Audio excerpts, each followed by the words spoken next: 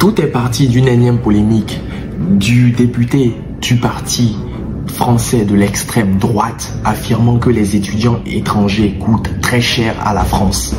Face à cette chicanerie, je ne pouvais pas rester indifférent et c'est pour cette raison que je décide de te partager les chiffres de l'étude menée par Campus France en 2022 sur un échantillon représentatif des étudiants étrangers.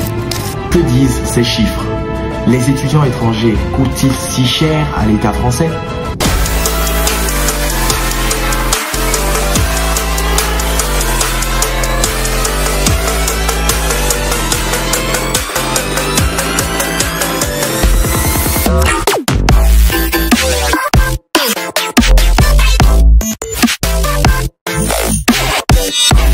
Avant de développer mes propos, qui est le parti extrémiste français? Je fais allusion au parti du Rassemblement national, ex-Front national, créé en 1972 par Jean-Marie Le Pen et repris par sa fille Marine Le Pen. C'est un parti qui véhicule des idéaux, des valeurs nationalistes, le repli sur soi, la peur de l'étranger,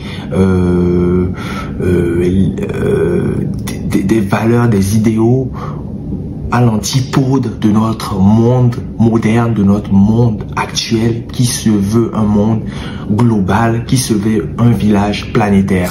Cette polémique que je te partage, dont je t'ai parlé en début de vidéo, a eu lieu le jeudi 21 décembre à 8h30 sur France Info, quand le député Jean-Philippe Tanguy a déclaré ceci: accueillir des étudiants à un coût. Évidemment. Jean-Philippe Tanguy, avant d'ajouter, ça ne rapporte pas d'accueillir des étudiants. C'est un investissement pour l'avenir ou un investissement pour la France si on veut. Mais ça ne rapporte pas.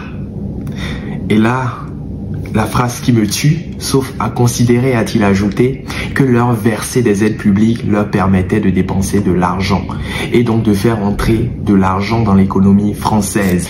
Il est à souligner qu'à aucun moment ce dernier ne s'est basé sur une source fiable, sur une étude vérifiable, sur des données, des chiffres vérifiables également. Non, ce sont des propos gratuits qui ont été balancés comme ci, comme ça. Et ce genre de propos est assez récurrent auprès de ce parti politique. Ce n'est pas la première fois, ce n'est pas la première polémique. Les étudiants étrangers, souvent ce parti, quand ils parlent d'étudiants étrangers, ils ont toujours en ligne de mire les étudiants subsahariens. À un moment, il faut arrêter cette hypocrisie. Car les étudiants étrangers ne sont pas que des étudiants subsahariens. Oui, on a des étudiants subsahariens, je suis d'accord, mais on a des étudiants maghrébins, on a des étudiants européens, on a des étudiants asiatiques, on a des étudiants océaniques, que sais-je. Donc ce n'est pas que les étudiants subsahariens. Ça, c'est la première chose.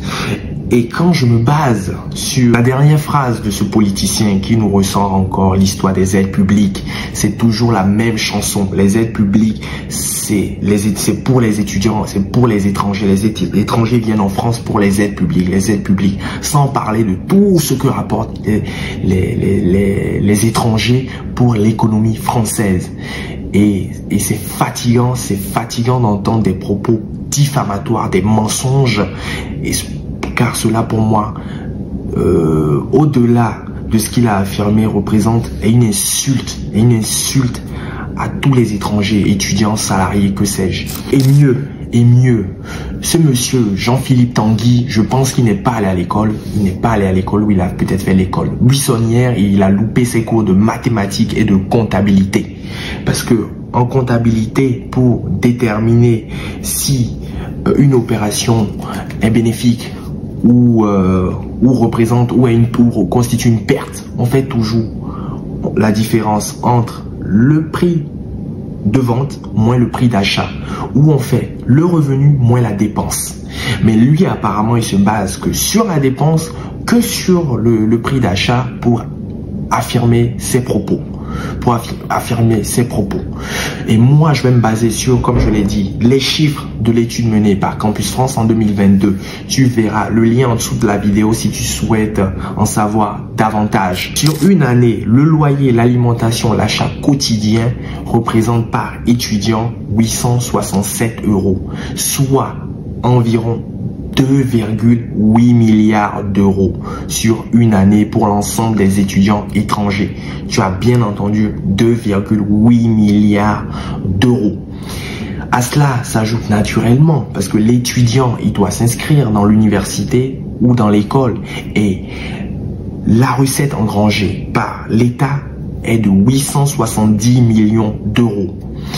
Et puisque l'étudiant doit aller en cours, doit aller au ciné, doit aller au sport, que sais-je, il paye des frais de transport qui représentent 460 millions d'euros.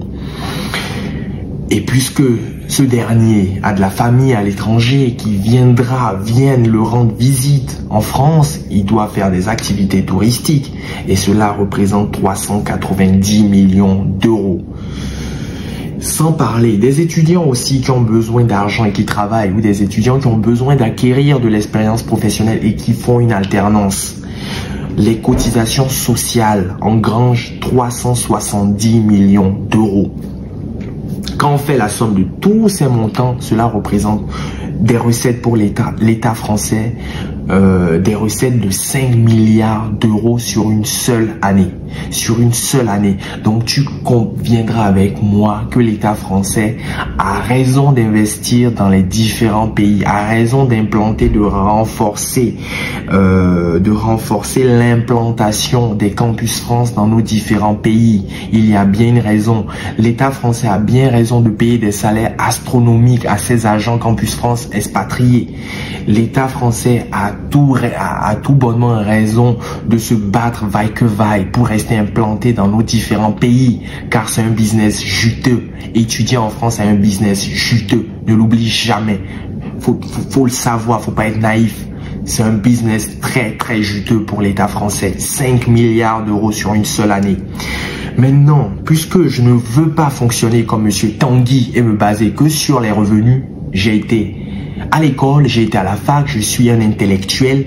Je vais maintenant te décliner les dépenses, c'est-à-dire combien coûtent les étudiants étrangers pour l'État français. Donc forcément, la première dépense est liée au fonctionnement, à l'accueil de ces étudiants étrangers dans les universités.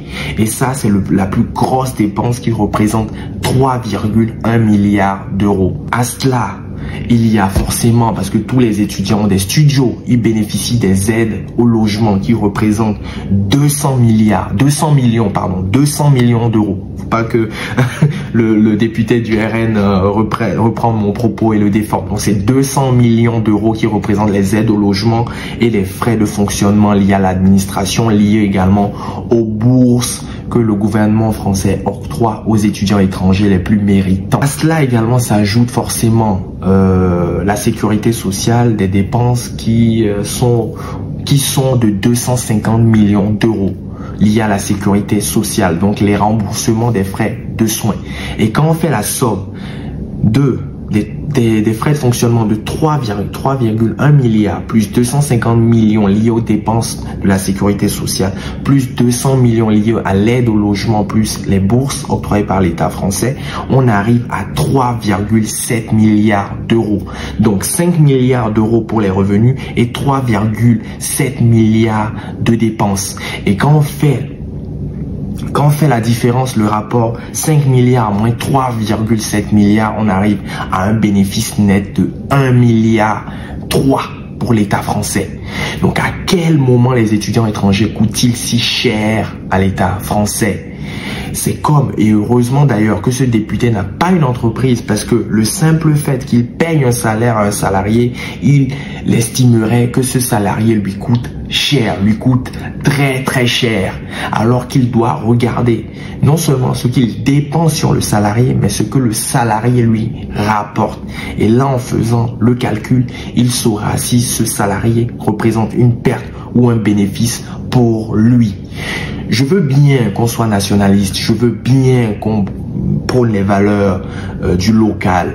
Et pour moi, quelque part, des fois, j'arrive à me mettre un peu à la place de ces gens de parti dans une certaine mesure, t'entends bien, dans une certaine mesure, ou si j'ai un job à pourvoir, forcément je regarderai d'abord, je prioriserai forcément ma famille, mes amis, avant de prioriser quelqu'un d'autre.